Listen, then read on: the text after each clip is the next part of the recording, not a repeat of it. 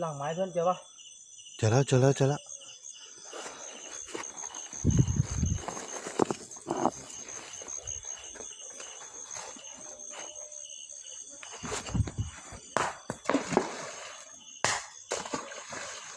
เฮ้ยออกมา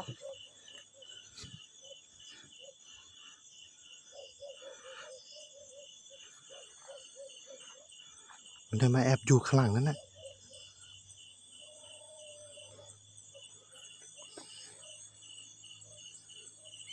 ไปลองไปดูใกล้ๆดิไปเพื่อน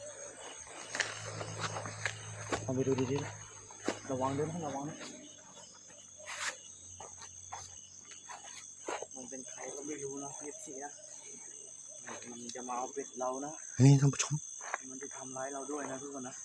เฮ้ย